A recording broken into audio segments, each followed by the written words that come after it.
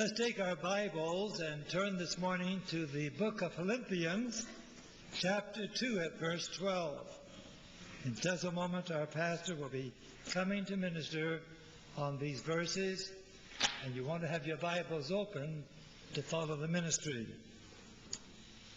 Therefore, my dear friends, as you have always obeyed, not only in my presence, but now much more in my absence, continue to work out your salvation with fear and trembling.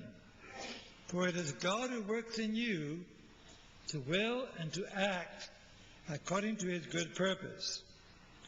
Do everything without complaining or arguing, so that you may be blameless and pure, children of God, without fault in a crooked and deprived generation, in which you shine like stars in the universe, as you hold up the word of life, in order that I may boast on the day of Christ, that I did not run or labor for nothing.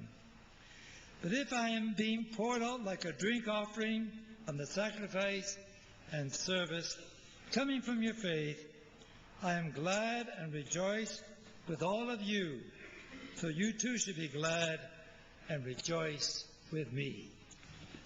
Well, thank you, Dr. Starr. Good morning. Good to see all of you this morning. We're going to turn to that section that we had read to us just a few moments ago.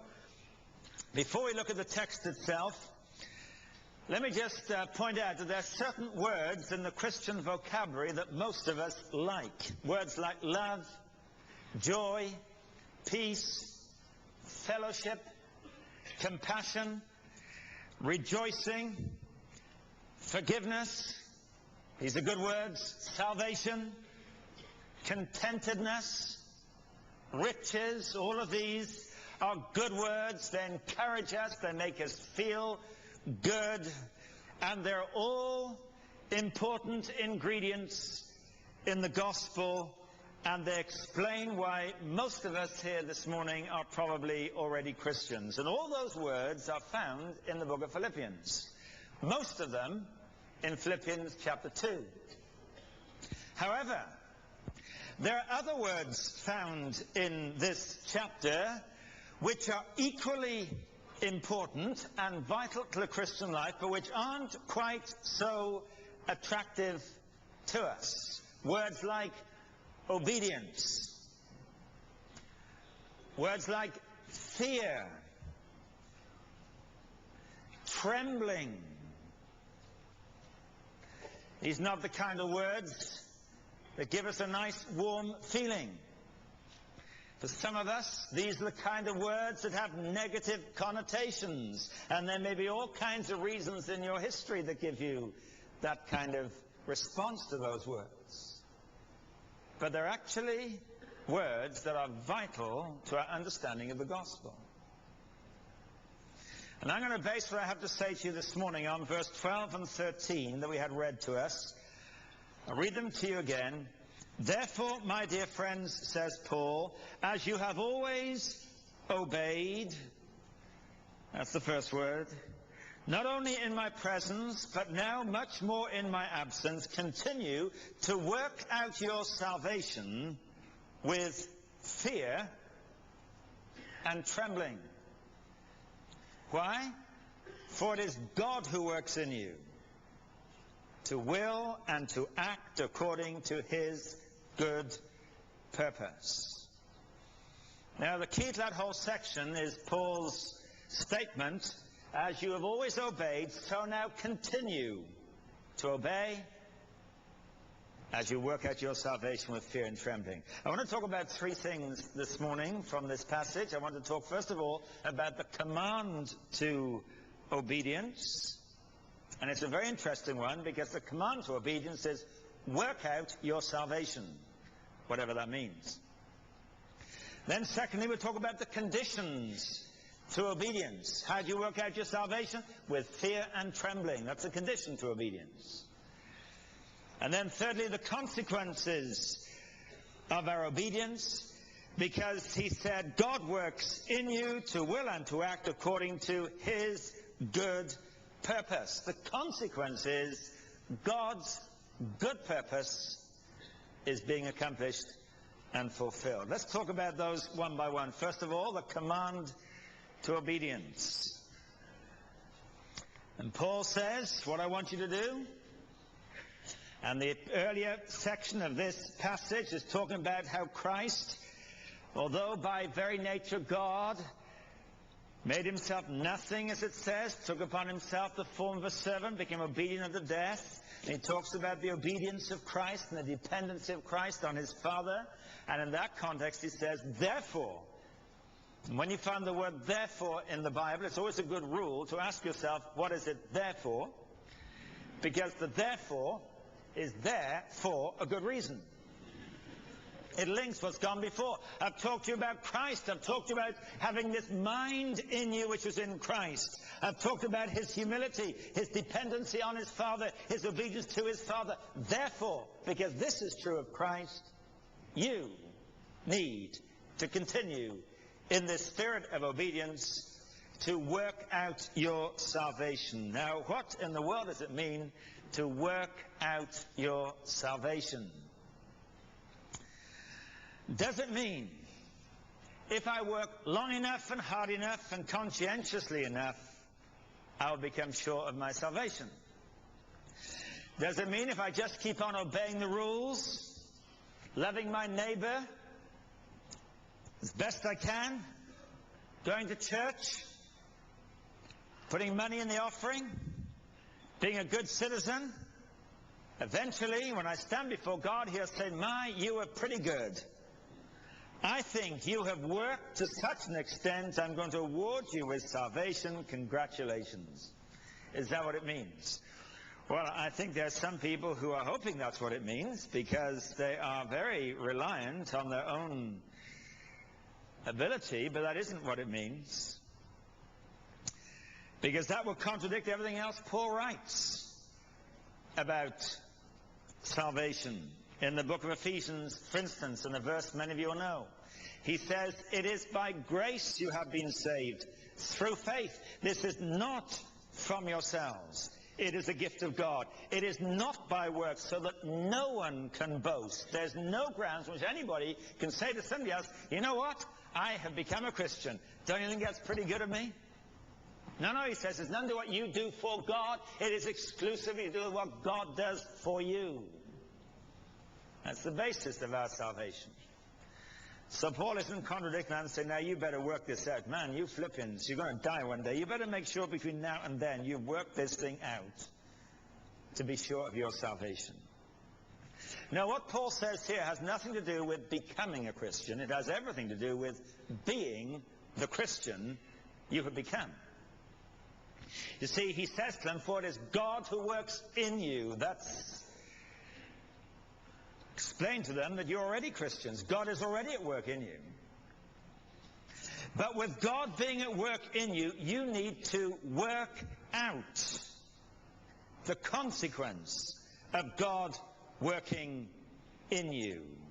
And that raises two questions. First question, what does God work in me, first of all?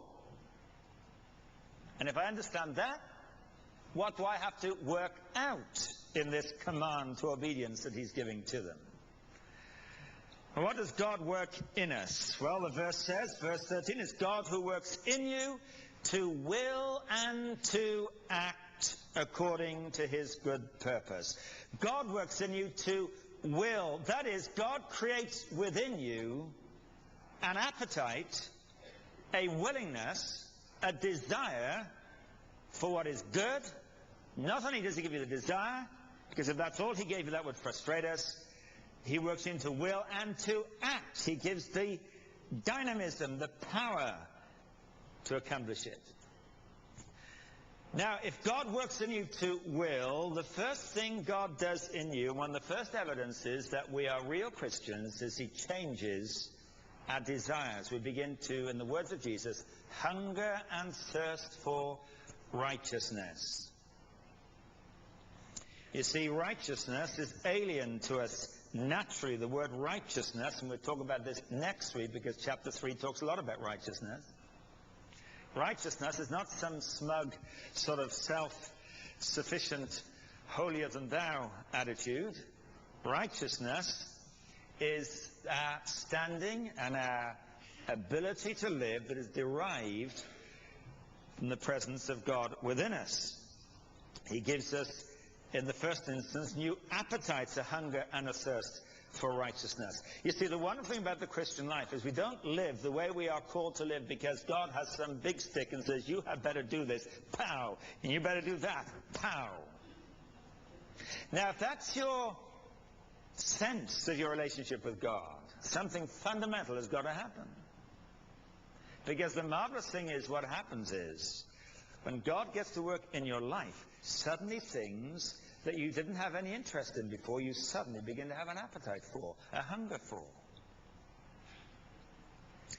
You see, hunger and thirst, appetite is not something that you choose. You don't say, the time is just gone 12 o'clock, I'd better decide to be hungry, because there's going to be lunch coming, at least somewhere, hopefully, sometime.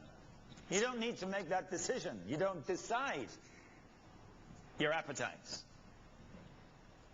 In fact, you can spend half your life fighting your appetite sometimes because you don't want to eat as much as you eat.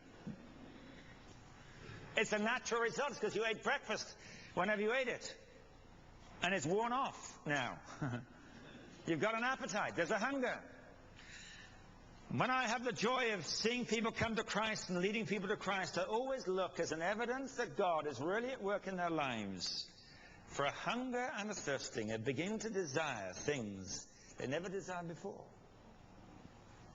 I remember some time ago, back in England, a friend of ours, a good friend in his mid-20s, came to Christ. We've been praying for him. And I was actually away. I was in Germany at the time. My wife called me and said, you never guess what's happened.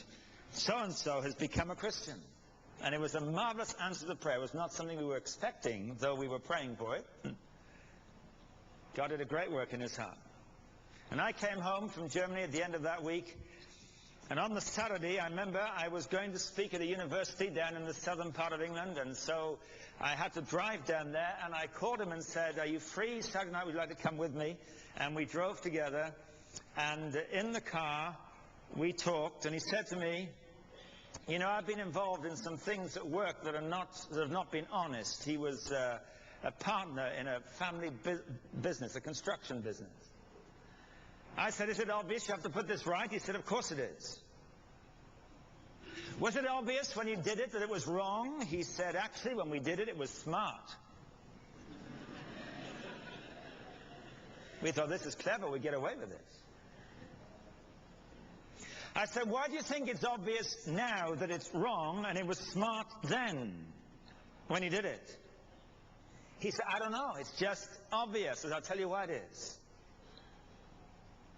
If I needed any more evidence, this is it. Earlier this week, last Monday night, Jesus Christ came to live in your life, and suddenly things that were smart, you see them what they really are. And you have a hunger and a thirst for righteousness. And that guy is now leading young people to Christ, working amongst them. He didn't change his mind and say, I better start doing what's right now. Come on, do what's right. Hey, look at those things you did. Boy, I better put those right. No, there was a hunger. You know, Augustine said something in the 5th century, and you can't say it better than Augustine said it. He said, if you love God, you can live as you please. What he meant was this. If you love God with all your heart and soul and strength, what pleases you will actually be what pleases God. It's a great way to live. You can live as you please. Because you'll love the things God loves, and you'll hate the things God hates. You'll have compassion for the things God has compassion for. And you will deal firmly with the things that God rejects. You see, when God works in us, He works in us to produce His own character. That's basically what it amounts to. Paul elsewhere calls this the fruit of the Spirit, not the fruit of Christian discipline, but the fruit of the Spirit. This is something supernatural. Love, joy, peace, patience, kindness, goodness, faithfulness, gentleness, self-control. And these qualities, you examine them carefully, all have to do with our relationships with others. Even joy has to do with our relationships. You hang around someone who's miserable and you'll know what a difference that makes in relationships. You see, everything God does in you and me is not designed that you in your small corner and I in mine can be all holy, but that we can live lives that relate better and more godly. That's why relationships is a theme that runs through this chapter. Actually, back earlier in verse 3, he says, "Do nothing out of selfish ambition or vain conceit, but in humility consider others better than yourselves. Each of you should look not only to your own interests, but also to the interests of others." Now, says Paul there, instead of living selfishly, which is the way the natural person apart from Christ is always being tempted to live. Well, we're being tempted to live that way too, of course. But as we give way to the Spirit of God, instead of living selfishly, don't do things out of selfish ambition and vanity, but consider others better than yourselves. Look after the interests of others. And later in verse 14, he says, do everything without complaining, without arguing, so that you may be blameless and pure, children of God, without fault in a crooked and depraved generation in which you shine like stars in the universe. And he says there'll be no complaining. Man, wouldn't that revolutionize some of our lives? No arguing. That in a crooked generation there is a purity and a wholesomeness and a kindness and a love. Do you know, Jesus said that will be the evidence that you're a Christian? John 13:35. By this, said Jesus, shall all men know that you are my disciples, that you love one another. Francis Schaeffer has said that Jesus Christ gave the world the right to judge the validity of anybody's claim to be a Christian, not by their doctrine, but by their love.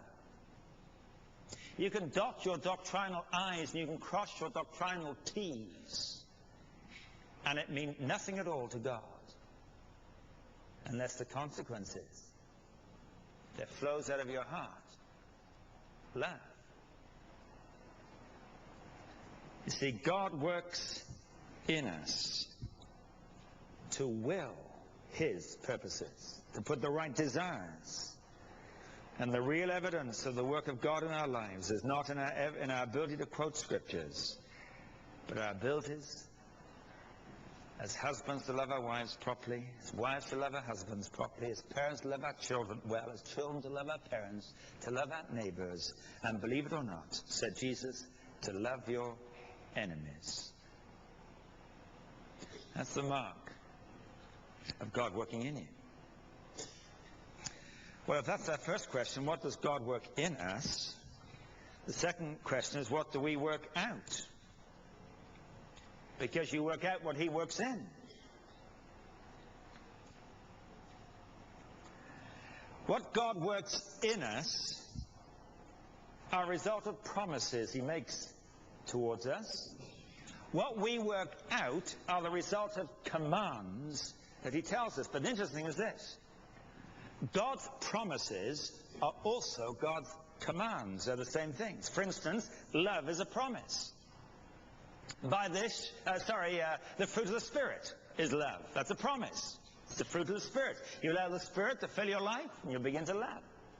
But at the same time, Jesus said, a new command I give you, love your neighbor as yourself. That's a command. Now, of course, we like promises because when somebody makes you a promise, all the onus of responsibility is on them. If somebody has promised you today, after this service, meet us and we'll take you for lunch, man, you've had a nice relaxed morning. You didn't even bring your wallet with you or your credit card. You just meet them in the foyer and off you go, and it's their responsibility. It's their resources. Everything belongs to them as far as the responsibility for this. It's great when people make you promises. When people give commands, you meet me for lunch and you pay. But the thing is this. When God makes promises about the qualities he is going to produce in our lives, he also gives commands about the same promises. Peace is a promise. It's a fruit of the Spirit. It's also a command. Do not be anxious about anything. That's a command. In Philippians chapter 4, we'll look at that in a few weeks. Now, how do you put these two together? Well, the basis on which I receive what God promises is that I obey what God commands. And as I obey what God commands, I discover he works in me not just to will, but to act, the dynamism. He fulfills it. So how do you love your neighbor? Sitting at home praying for your neighbor? No, go and do something nice to your neighbor. How do you love your enemies? Make some deliberate attempt to cross that bridge and get in touch and send them something, or whatever it is that you might do to break down those barriers. And you'll discover, as you begin to act in obedience, God works. And he begins. When I was a student, there was a fellow student that nobody liked. And I certainly didn't like him. And in one term, we were in dormitories. We had several people in a room at this particular time. And he was put in the same dormitory as me. And I thought, of all the people in this place, he is the last person I want to spend any time with at all. So I thought, what do I do about this? Because he really irritated me, as he did lots of other people, for all kinds of reasons. I thought, do I just say to him, look, I have a problem with you. I can't stand you. Let's sign a prayer about it or something. But I didn't have the courage to say that, nor would it have helped anyway. So I said, Lord Jesus, I don't like this guy at all. He irritates me immensely. I'm supposed to love him. I don't know how to love him. Please love him through me, would you? And for the rest of that term, it was a terrible time. I just didn't get on with him at all. The end of that term, on the last day, everybody was leaving. He came to me, put his hand to shake mine, and he said, thanks for being my best friend. And I said, your best friend? He said, I'm a difficult guy, nobody likes me. And I know why. It's because of this. He had a whole history of abuse and mess, very insecure guy. I said, shall I be honest with you? I haven't enjoyed your company this term at all. But I asked God to help me to love you.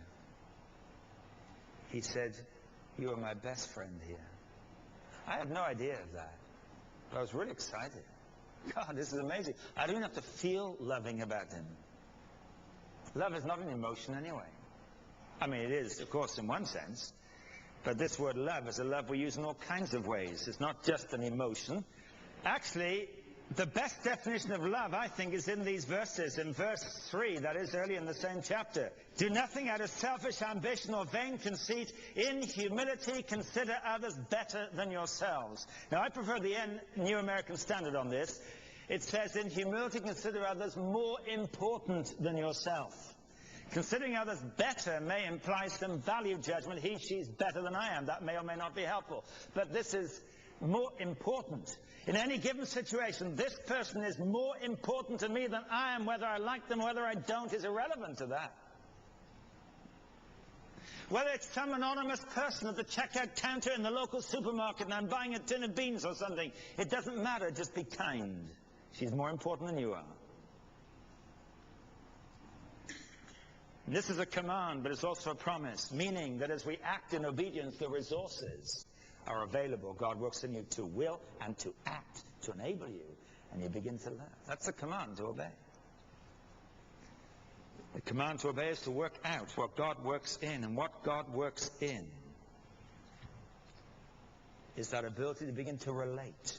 And I'm seeing more and more clearly that the Christian life is tested as to its validity, Not in the, if I might call it, the vertical relationship with God, but in the horizontal relationship that is the outworking of that relationship. But the command to obedience, then, is to work out your own salvation, because God works in you to will, to give you the right appetites, the right desires, which are going to be relational in their application. But the condition to obedience, very quickly, is work out your own salvation with fear and trembling. He says there in verse 12. Now, we don't like to use these words, fear and trembling, because they carry negative connotations. And of course, they can have negative connotations, but actually in the New Testament, and in the Old Testament too, the fear of God is a vital ingredient in wholesome, healthy Christian living.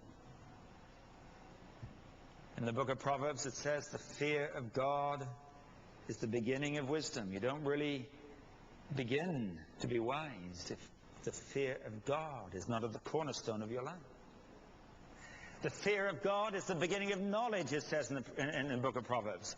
It says to fear God is to shun evil. The fear of the Lord adds length to life. He who fears the Lord has a secure fortress, and for his children it'll be a refuge. That's a marvelous verse, an important verse in the book of Proverbs. Those of us who are parents, we need to fear God to give our kids security.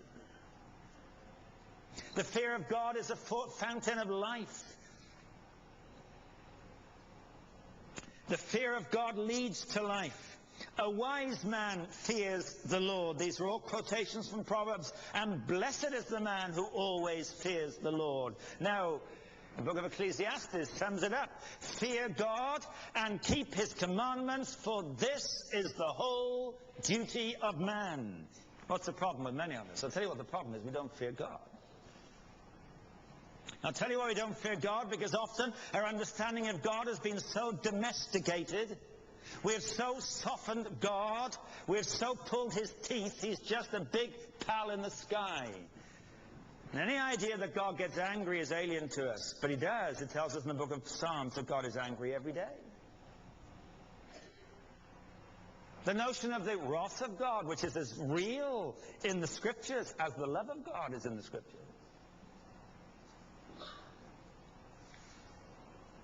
The marvelous thing, of course, is that we can come into his love and we live within that relationship of love. But nevertheless, the fear of God is to be a feature that characterizes our lives. But what is the fear of God? Is it cowering in fear?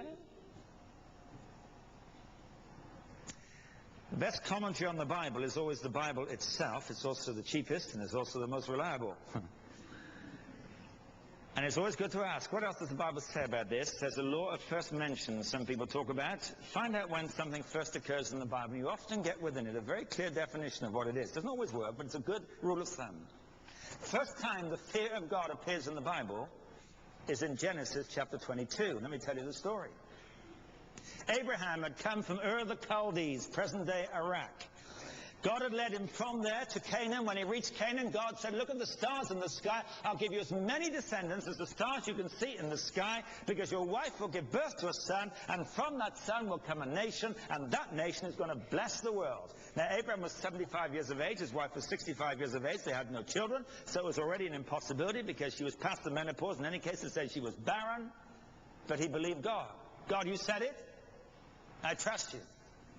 For 25 years, nothing happened. After 25 years, Sarah, his wife, gave birth to a baby boy. They called him Isaac, and Abraham must have been thrilled to bits. Anybody who fathers a child knows the thrill and joy of becoming a parent. But when you're 100 years old and you've been waiting all these years, this must be fantastic. Probably almost gave him a heart attack and sent him off. But this little boy was born.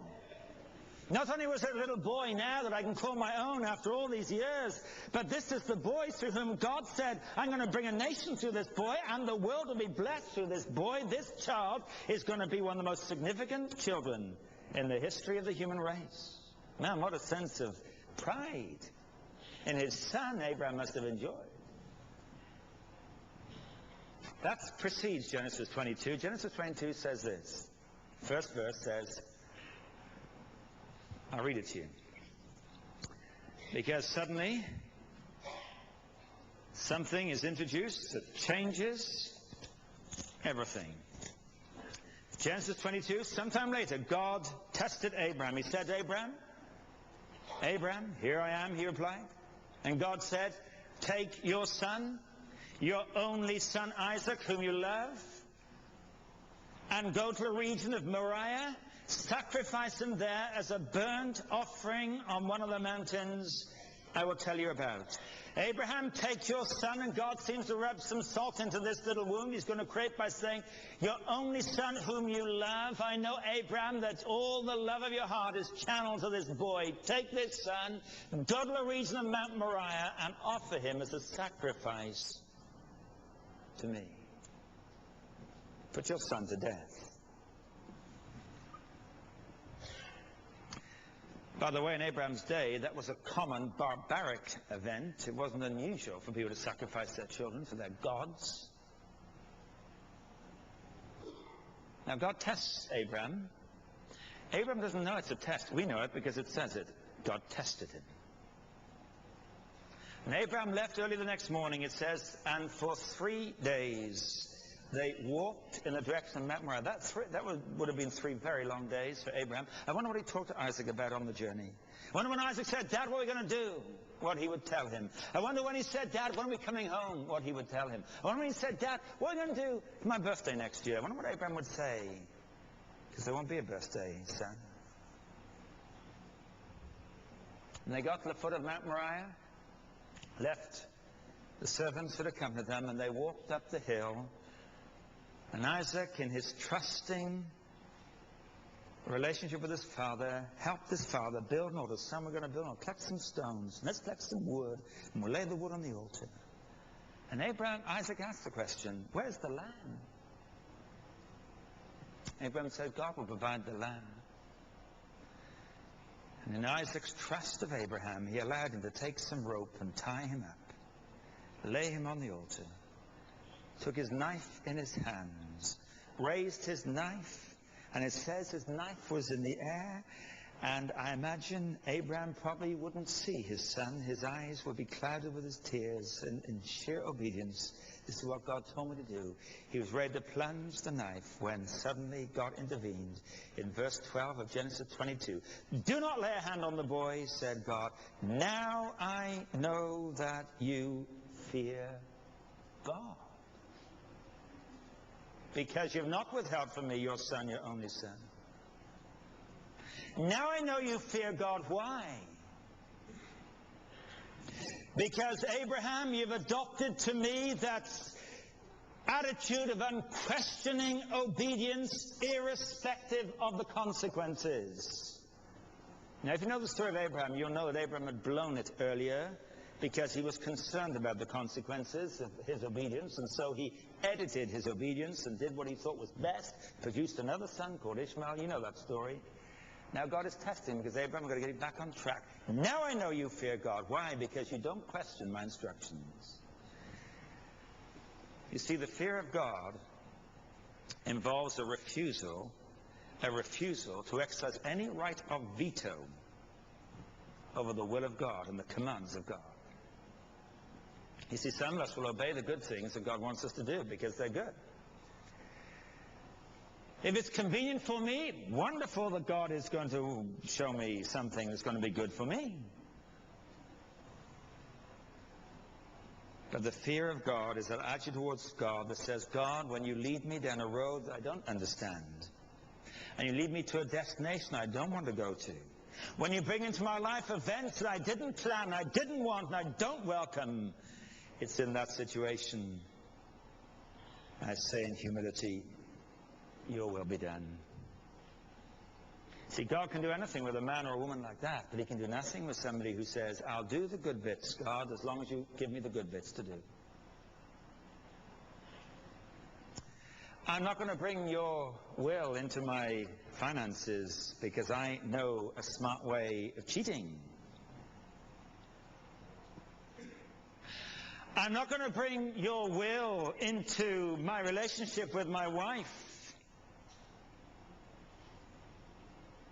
because, you see, I might have found a better one now, and I want to get out of this one.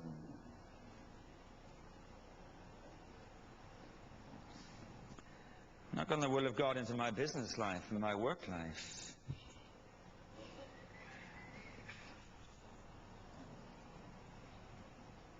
Then you know nothing of the fear of God.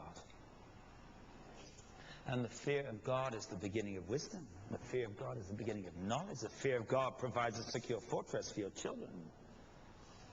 The wise man fears God.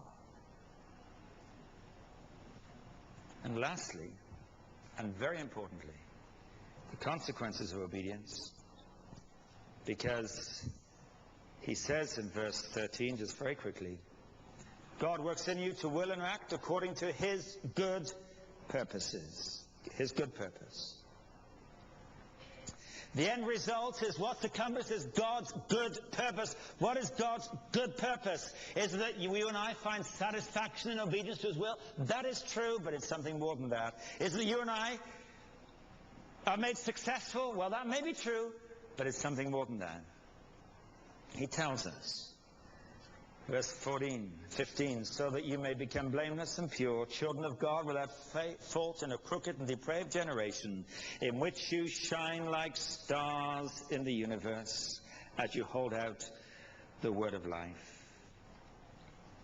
He says God's good purpose is that you become to shine like stars in the universe. That is, in the dark, dark night sky. You'll be like the stars that light it up. You see, we live in a dark world. He describes it as a crooked and depraved generation in that verse. That's the world we live in. And God's good purpose is, in a world that we know is crooked and depraved, that we know is dark, that all across this city of Toronto, there are pinpricks of light that shine in the darkness. In homes, in streets, in apartment blocks, in offices, in factories, in schools, in colleges, in retirement villages, all across the city. There are lights being switched on here and there and all across the province of Ontario, where Christian men and women and boys and girls mean business with God. Lights will be switched on. You are the light of the world, said Jesus. And right across this great nation of Canada, lights will be switched on. Why does he say you're like stars in the universe? I'll tell you what this means. For centuries and centuries, the stars in the night sky were the only means by which lost people could find their way home. They simply took their direction from the stars. It's the way men have navigated throughout history. And there are folks who may live in your street, may live in your apartment block. There are folks who may work in your office or your factory or may attend your school or your college or your university. There may be folks you sit next to when you go down to buy a donut. Who are lost in a dark world. And they need the lights, like the stars in the universe, that will lead them home. How are you doing with the command to obedience? Are you working out what God is working in you? Deliberately, conscientiously? What about the condition to obedience? Are you doing this in that spirit of the fear of God? What about the consequences? Have you got your eyes off whether life is working out well for you and begin to ask, is God making my life a blessing to somebody else?